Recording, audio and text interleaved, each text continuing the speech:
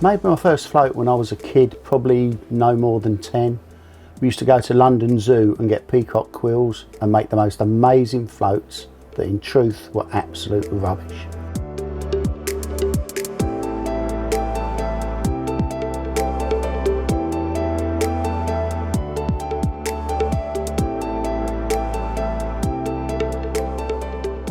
Looking into the pole float market was just natural progression for Guru. We've done a lot on the feeder side of things, so it's about time we looked at the pole side of the market.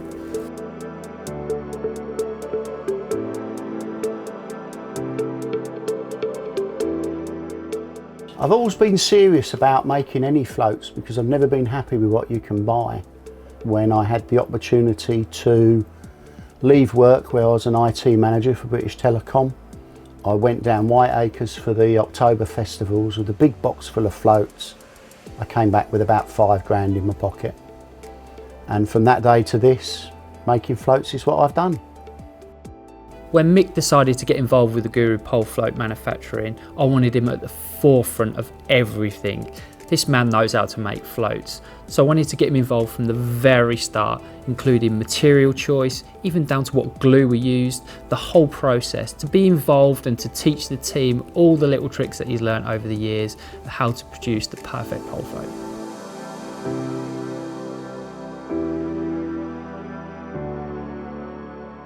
I'd say 99% of my pole fishing over the years has been done with Mick Wilkinson floats.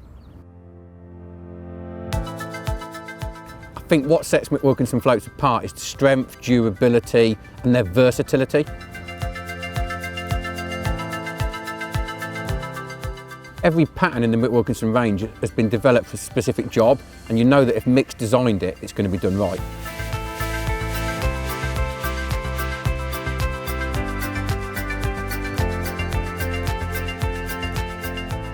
It's helped both ways working with some of the best anglers in the country.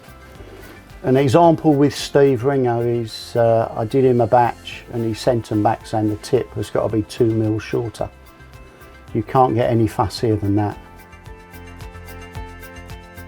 Over the years I've been quite hands-on with Mick developing patterns. I've often gone to Mick with an idea and then he's come up with a pattern, I've tested it, tweaked it until we've got it absolutely perfect.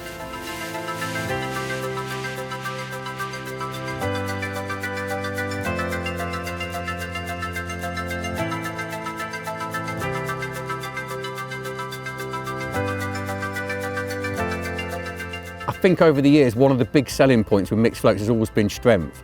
I do a lot of commercial fishing, catching a lot of carp. I need a float that's not going to let me down, and that's why I've always gone for Mick Wilkinson's.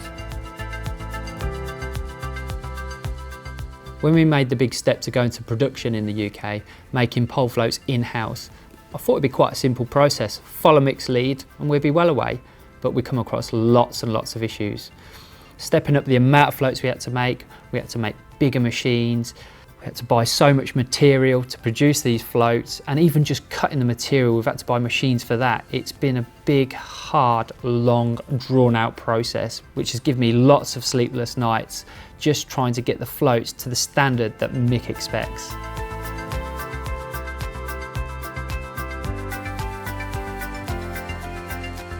We've spent the last 2 years trying to perfect the art of making these floats. They're a very difficult float to manufacture. Each float pattern is completely unique.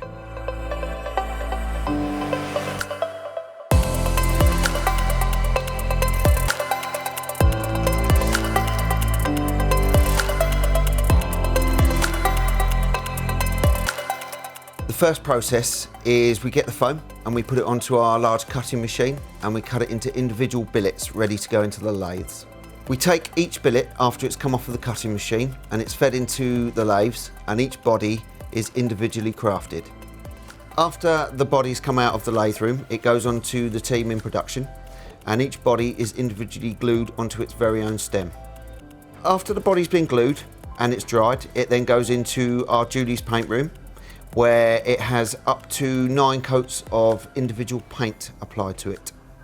This is probably one of the trickiest processes, is getting the painting right. If you don't use the right amount of paint, if the speed of the painting's wrong, the float is ruined. Through lots of trial and error and lots of tweaking, we've now absolutely nailed it. After painting and the float's fully dried, the floats go over to one of 3 of my members of the team. They need to have the tips and the eyes fitted by hand. We use the strongest glue on the market to make sure the floats are as robust as they can possibly be. The next stage is each float goes into our print room. Every float is individually hand printed on our pad print machine with the Guru logo and the size of the float. After the paint's dried, each float is passed on to Jill, who does our packing.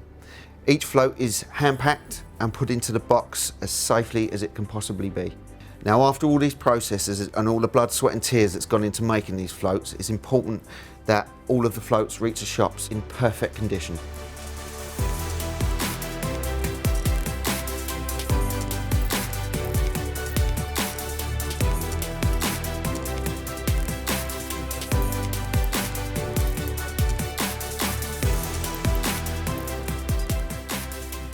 One of the great things about Mick Wilkinson floats is his attention to detail.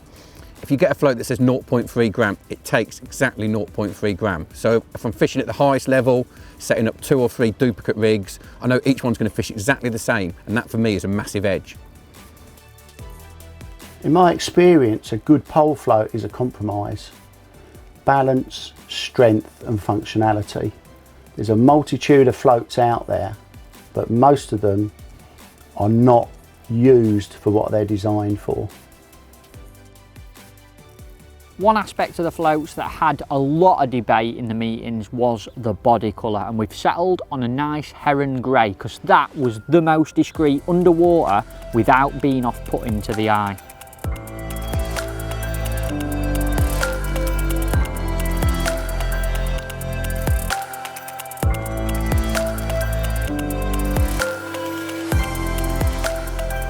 The thing that makes a handmade float so good is the detail on them. The eye, the bristle, the way it's glued in, the time and effort that goes into a float is totally different to a mass-produced float. One of the design features on our floats is that the stem runs all the way through the body into the bristle. What this means is it gives you ultimate strength throughout the float. So whether you're catching big weights of carp or you're catching loads of silverfish, swinging fish to hand, you're never going to worry that your float's going to let you down.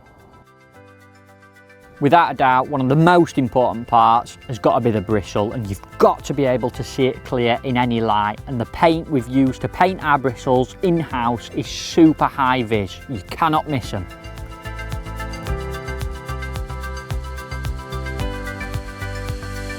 You'll often hear anglers say, I like that float because it fishes the same every single time.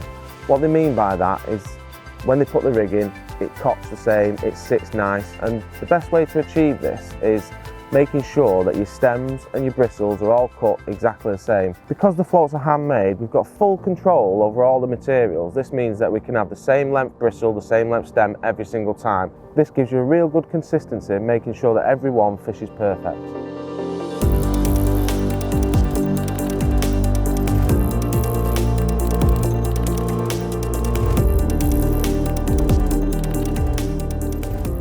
For me, presentation is everything, so when it comes to side-eye choice, for me that's really important. A spring eye will never fish as well as a side-eye because it comes off the actual bristle. You want your side-eye coming off the actual body of the float. What this means, when you're laying your rig in, you're not holding onto your bristle, you're not keeping that body riding up out of the water. What we've done with Guru to make the float as strong as possible is sink that side-eye really deep into the float and also use the strongest glue available on the market. What this means that strength is not an issue and you get perfect presentation every time.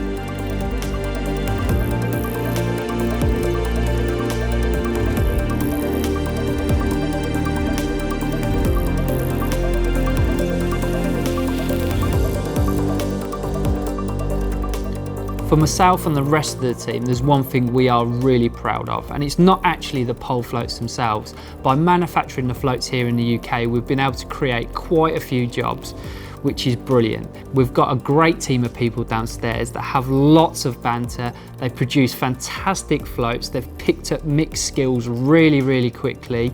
And one thing that I really like is their eye for detail. They're so keen, they're even bringing things to the table themselves. For me, job satisfaction doesn't get any better than that. I'm 62 years old now. I'm not going to do it forever, but I get great pleasure and joy that Britain's top company want to do my work for me.